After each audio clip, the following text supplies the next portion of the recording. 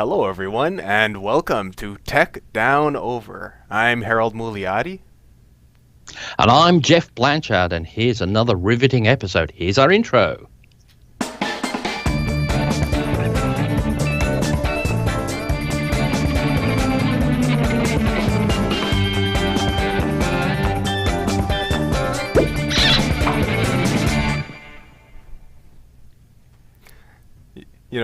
Just recently, Rick and I, and Rick's not here today. He's not because he's not feeling too well. But just recently, Rick and I were talking about Fantastic Voyage. You know, the movie where they shrink down and go inside the body. I was just thinking, I should make a version of the intro for that.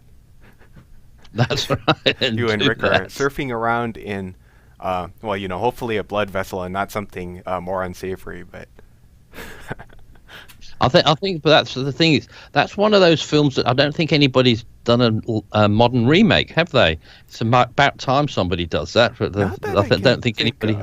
Yeah, I do remember going on a ride at Universal Studios that was based on the movie Honey, I Shrunk the Kids.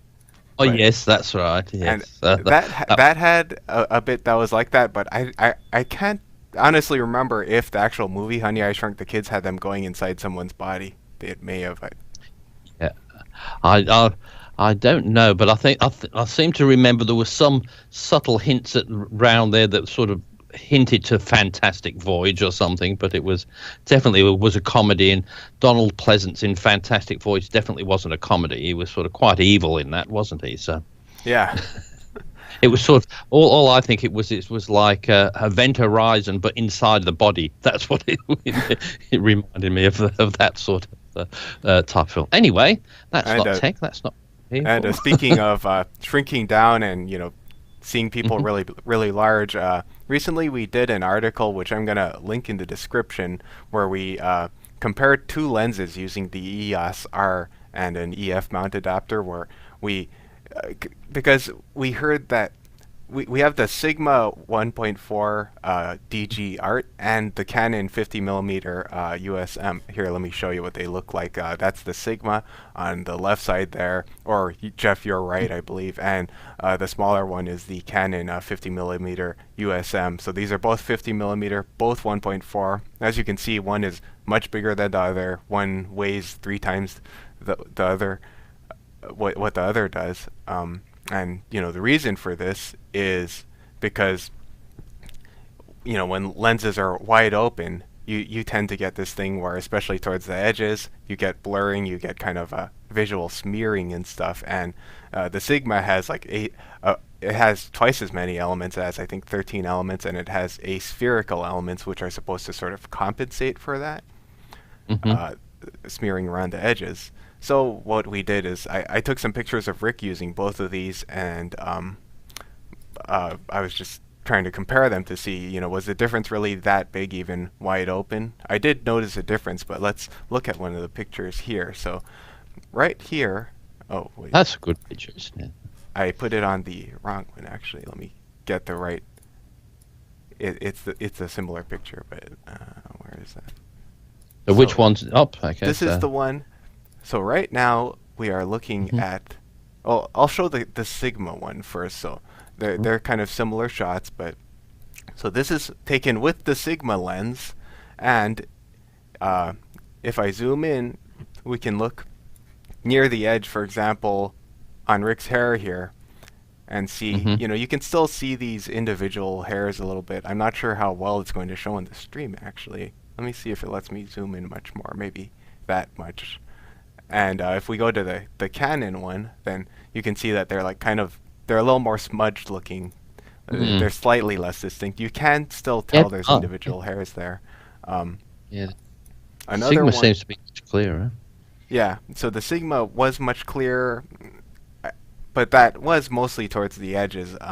Because for example, if we go more towards the middle of the picture, and we go back to the Sigma, we can't see, for example, really small details I found were being preserved a bit better.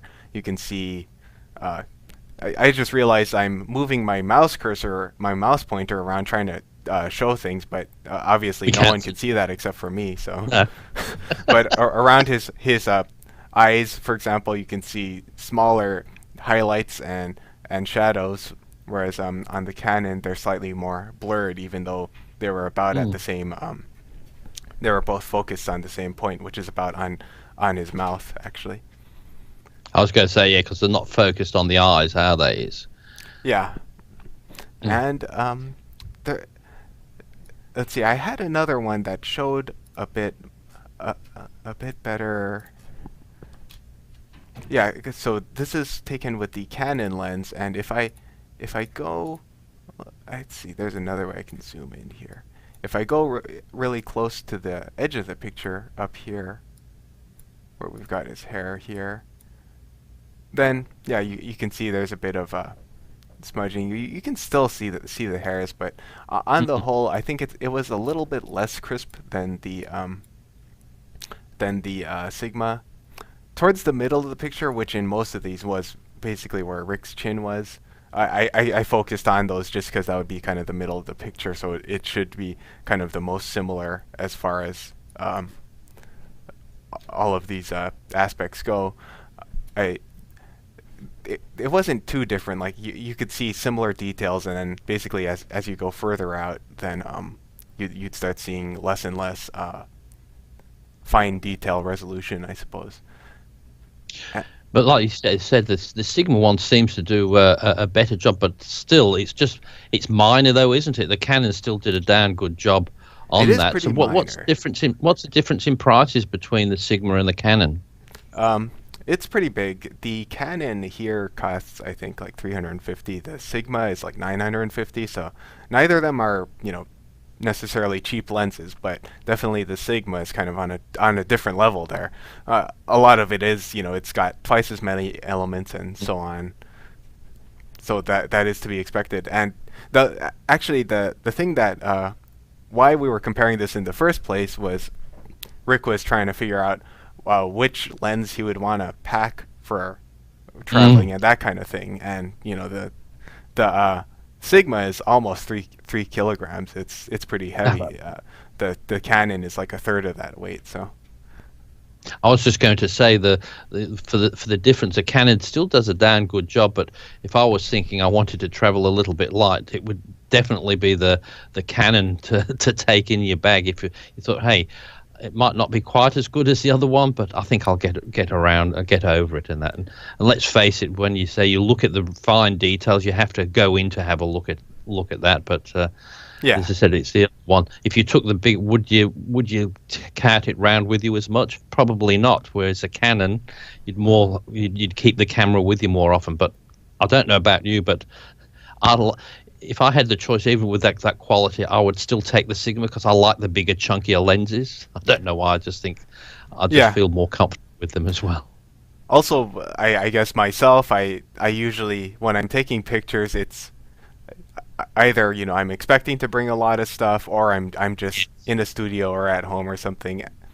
Although the thing that we didn't really take pictures of when I was doing the article, so I don't really have pictures to show it, but was that when you start stopping these lenses down, the difference actually, the gap closes quite a bit because once you close down the aperture, you're basically using less of the lens to actually get an image to the sensor. So, it's more towards the edges of a lens without the aspherical elements where it starts to get blurred and stuff like that. So, the smaller you go, then the less of it you're using. And plus the Sigma, like you said, it's nearly 3 times as much, isn't it, It in is, yeah. price? And I'm So imagining, in Australia, because they kill you on everything that's imported, it's probably quite a bit more too.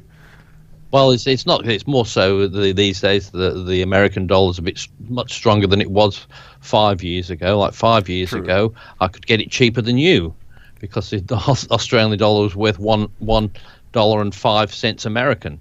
But now for me to buy in America, one Australian dollar only gets me 69 US cents. Right. So So that's a big. That's almost twice.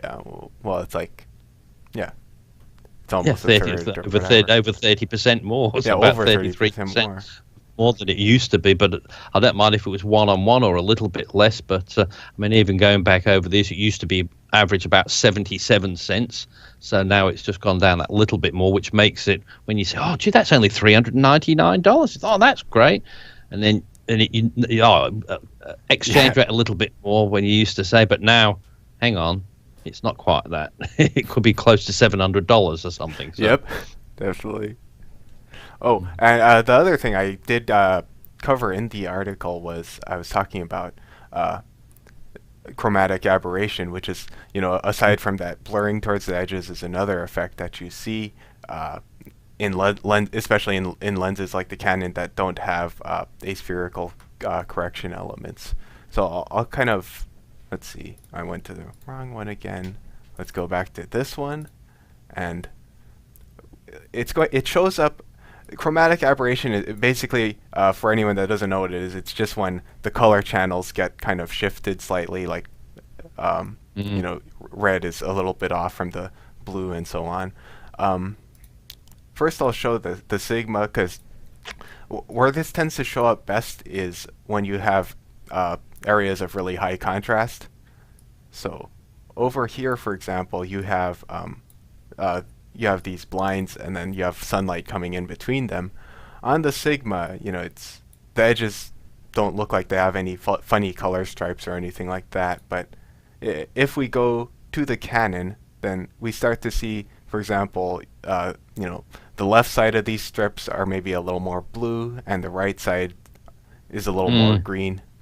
And again, it's not a huge it's not a huge factor in difference between these two photos, largely because a portrait like this, it's not going to be that noticeable anyway. But as I talk about in the article, if you were, for example, taking a picture of someone who was wearing a really gaudy shirt that was all black and white polka dots, and there was a huge contrast, then you might notice that a lot of them are starting to look weird colored or something like that. But it tends to be pretty specific cases where you would really see these effects. I think sometimes as well with all these things that we all get very picky, and we want this to be perfect, and we look at all the little faults on it. But I think if you look at some of the most famous pictures of all time, when you analyze them, I'm sure a lot of them have got some problems with them. But it's just the way it's composed and the excitement, just the sheer excitement of that picture, that you just take it for what it is. And sometimes, I don't know about you, but sometimes the imperfections make the pictures. Because I don't know, like we've said with the Sony before, they've been doing a great job with their cameras and they do great pictures, but sometimes they capture it too realistic and too sharp. You just don't want to see that. Sometimes you want to have a little bit blurred, or a little bit where, like the Sonys, you can see every little pore on the skin sometimes. Right. Yeah. That's it's a bit too much for me. So. And I guess at that point you would start going into the picture mode settings and stuff, and lowering contrast and sharpness and stuff like that, because on a lot of cameras nowadays you actually can do that. And if you wanted to add more sharpness and make it look like someone's made of plastic or something, maybe you could do that as well if you had some reason to do that. But things change though, because I remember even like TV and video and all that. I remember if you remember back in the 70s and 80s, when in TV, if you had film, that's fine. But then if they recorded something in video, that's so plastic, because they were just there. It was too sharp and too clear, and terrible. But now we've gone sharp and clear. We've accepted that it doesn't look funny anymore. Nobody does film for TV or anything. It's all digital, but it's clear and it's sharper. And I even remember Lord of the Rings. That's way too sharp when they're first, in that one. But now nobody's saying that. They like all that sharpness and seeing all that. And as I said, it changes. And maybe the next one is to see everything perfectly clear and just that sharp. But a lot of the things, like you said with the Sony, so it's things that people don't usually see, even with the normal eye. And that, I think that's part of photography, is what people see. We don't want to see things that most human eyes can't pick up in that. So. Yeah, and as you can see, both of us wear spectacles, so I feel like there's probably a lot of things that there's a lot of details that plenty of people wouldn't be able to see in real life that, if you're getting these super crisp pictures, it's kind of more of a hyper realism than what people actually tend to see. Yeah, well, I still have that problem. It's a bit like, which came first, the chicken or the egg? But it's things like when I say with seeing, I just struggle to say, well, nobody knows what I'm seeing, only me. Yeah, And you can't tell me because I could struggle when I said, well, when people see different colors and that, how do you know? Because red to them is still red, but they might be seeing a totally different color than it I could don't be. know. Yeah. Just how do you? Because it's a red. People describe it, but that's the way that they've always described red. But in your eye, you might be seeing yellow. So I just never know. So the way I see the world might be totally different to the way it is, but it's the way so that's my setting for it. So I still I mean, struggle with that. who knows? Maybe someday we'll have some super invasive way to plug into someone's brain and determine exactly what it is they're seeing. But I hope that's not going to be done to me because that doesn't sound very pleasant at all.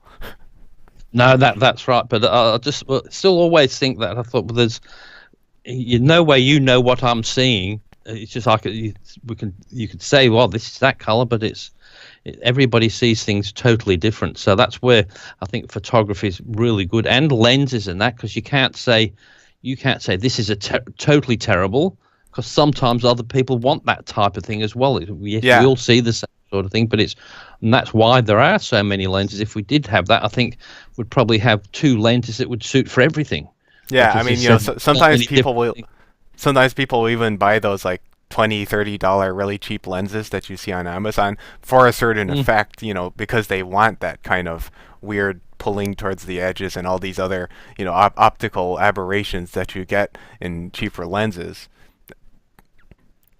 As I said, I'll just stick to a couple of lenses. I'm not that involved in it really, but as I said, then I say, oh no, I only need a couple of lenses. But then Rick will point out a real great, and you can just see the difference, how clear it is, and just the sharpness and just the way it goes. But it certainly is worth it. But like we were saying before about taking things on trips and that, if you're really worried about weight and that, you usually just don't take anything. You just use your phone. And you say, I'll just put up with that. But like you said, you've got a case. It's usually got enough for 2 or 3 lenses or whatever. So, and they're still, compared to what things were years come by, the lenses might still be just as heavy, but the body's probably about a third of what it is. So you haven't got quite as much weight carrying around.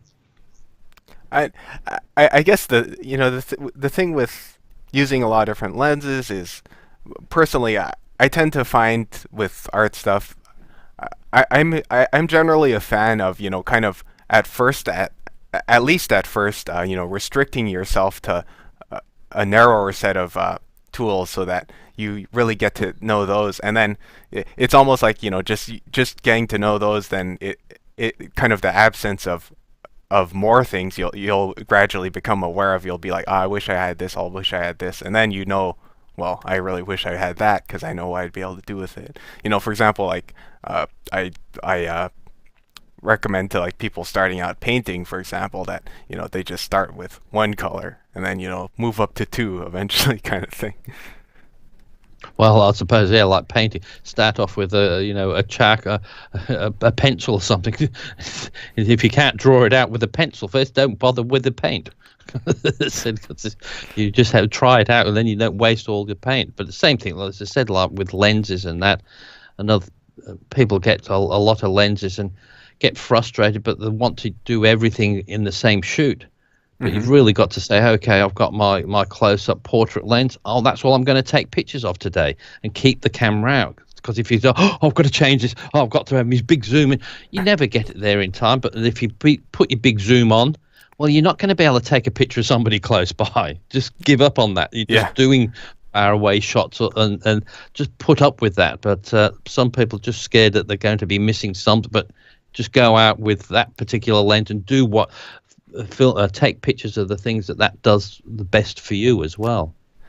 Exactly, yeah. And I guess one of the things I like about the main camera that I use now, the camera I have is the Canon 5 DSR, and the thing I like about that is I can take a 40 or 50 millimeter lens, and then if I went out and I wanted a closer in shot, but I didn't have the lens for it, I can just crop because Yeah, if you that's have right. really big pictures and you're just going to end up sending it to someone on the internet or something like that, and it doesn't need to be massive anyway, then you can just crop.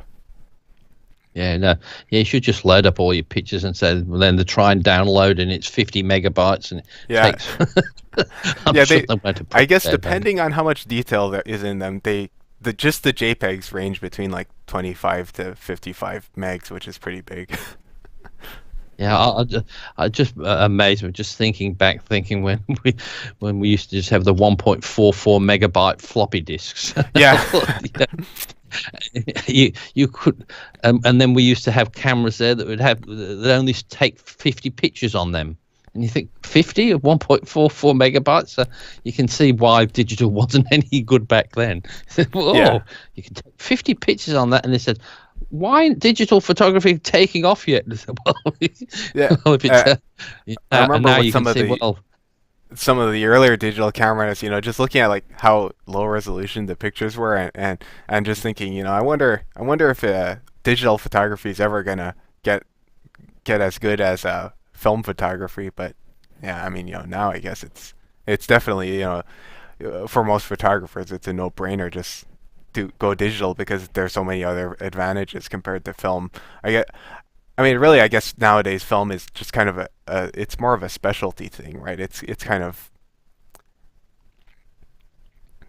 I still just can't understand with going from film to digital. I still don't understand that when I did film, I said more of my shots were better, were usable than they are in digital, or is it just that I don't care in digital? Whereas in film, must have taken a bit more time and consideration and doing things better because I know every click, every 24 shots, I've got to get the 30s. And I never liked the 36 rolls. I always thought that was too much of a strain on a camera. So the maximum I would have would be 24 film pictures.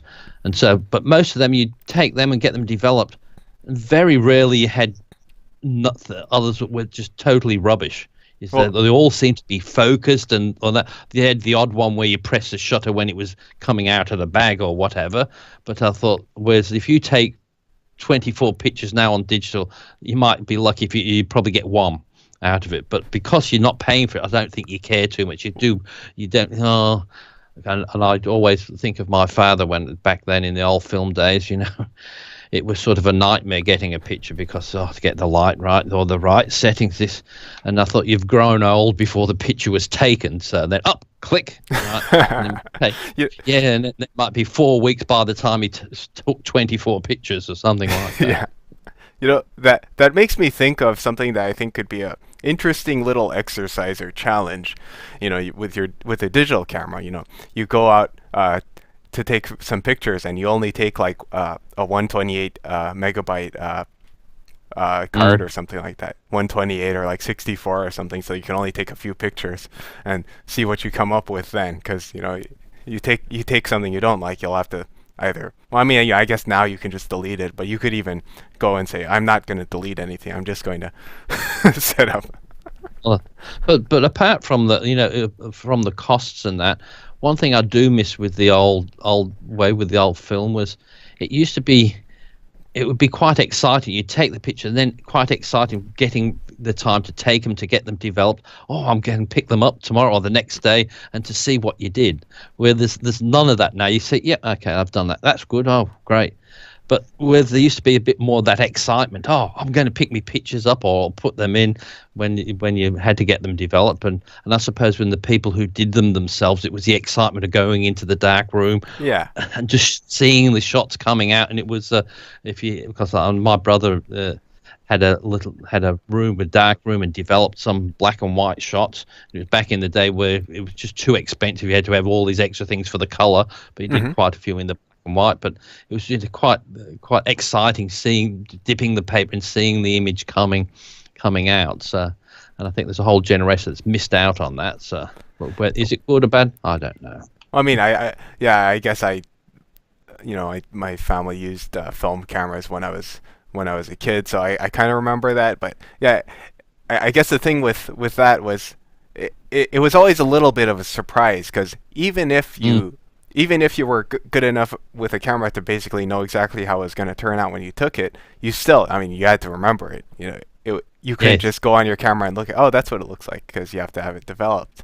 So, by the time you have it developed, probably your memory on what a lot of the pictures on that roll of film looked like is already kind of hazy or even gone. You might have even forgotten, oh, I took that picture.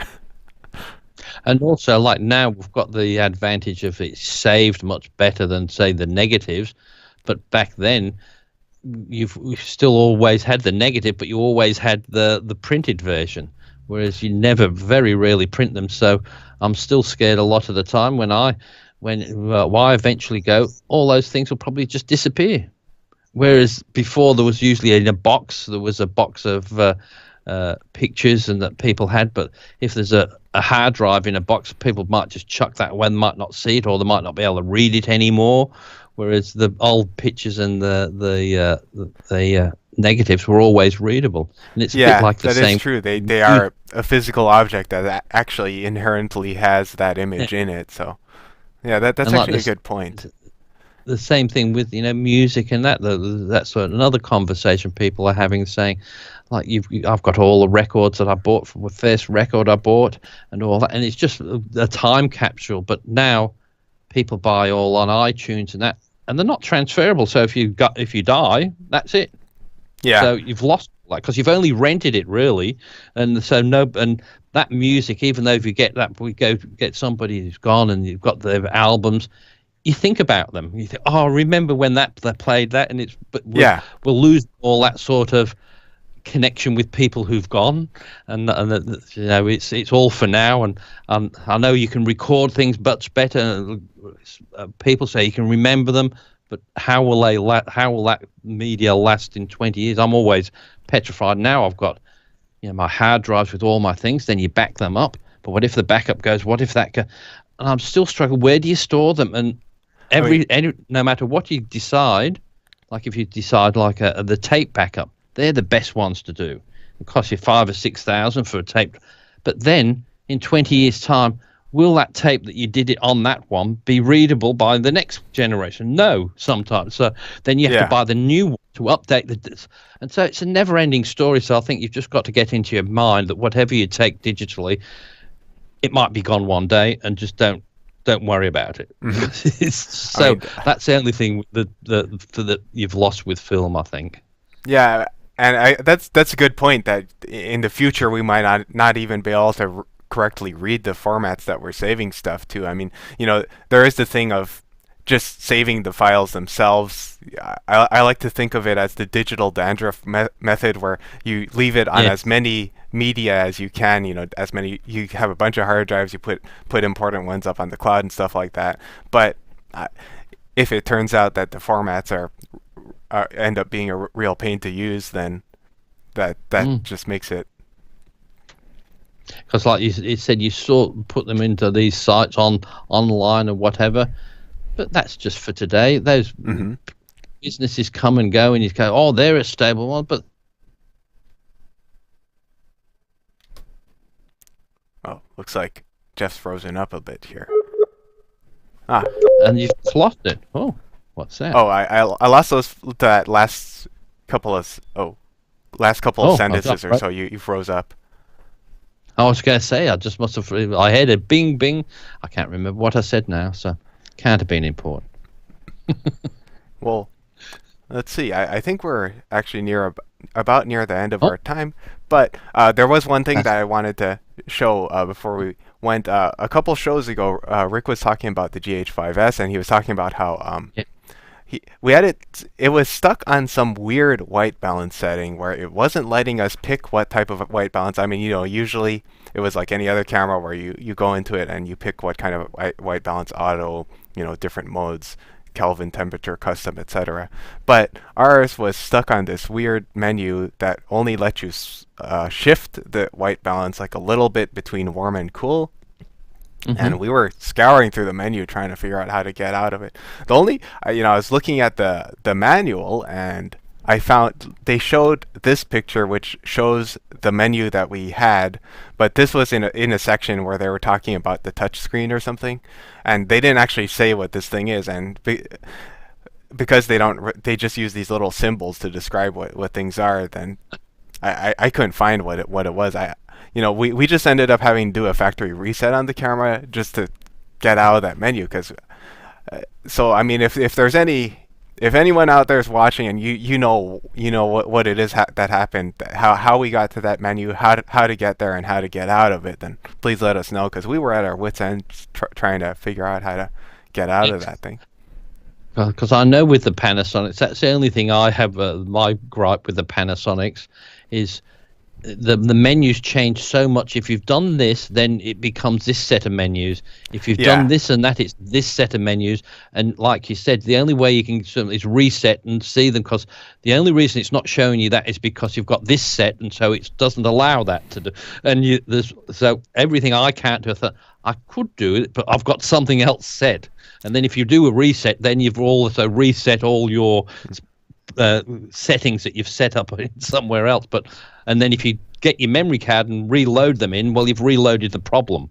Yeah, I guess it's to a lesser extent than this other menu I was talking about, but I did notice that with, for example, trying to get the right variable frame rate, shutter speed, not shutter speed, but yeah, frame rate, because it's only on certain recording modes, and then you have to have the right file format and codec as well, or else it won't give you.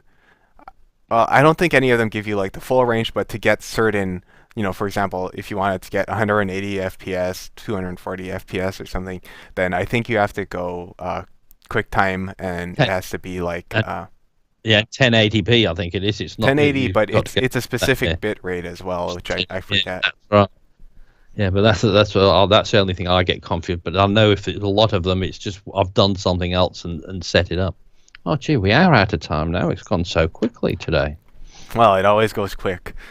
Well, so, hey, if anyone wants to try out that little challenge that we mentioned earlier of, taking a 64 megabyte memory card and going out shooting, let us know in the comments. I'll probably do that sometime if I can find the right card for it, and I'm kind of interested to see, how it'll turn out. Especially since actually, wait a minute, 64 megs. That's going to hold like 2 pictures on my camera.